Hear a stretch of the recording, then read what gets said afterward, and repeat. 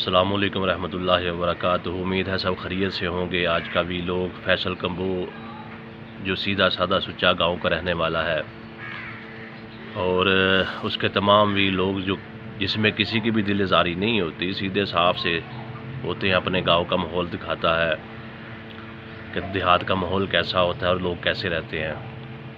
اگر اللہ رب العزت نے اس پر اپنی رحمت کی ہے، اس کو عزت سے نوازا ہے، اس کو شہرت دی ہے، تو حاسدین کو چاہیے کہ وہ حسد کرنے کی بجائے اللہ رب العزت کی طرف دھیان کریں۔ وہ سب کو عطا کرنے والا، اس کے خزانوں میں کون سی کمی ہے؟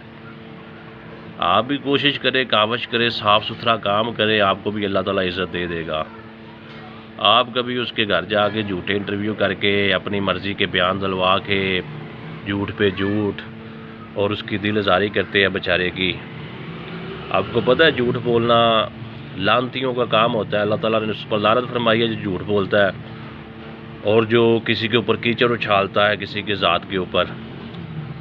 اور آپ لوگ وہی غلط باتیں آ کے میڈیا پہ چڑھا دیتے ہیں کہ جیسے کوئی پوچھنے والا ہی نہیں ہے۔ بھائی اللہ کے بندو، اپنی اصلاح کرو۔ انسان گناہ گار ہوتا ہے، اس کے آثار پیچھے رہ جاتے ہیں، ویڈیو کی صورت میں آپ دنیا سے چلے جاتے ہیں، آ کے وہ آثار باقی رہتے ہیں، جس سے آپ کی پوچھ گچھ اگلے جہان میں ہوتی رہتی ہے۔ یہ کوئی دنیا کا جہان نہیں ہے کہ جہاں پر آپ کو پیسے دیے، سفارش کروائی، تگڑا بندہ وہ پہ آ جاتا ہے۔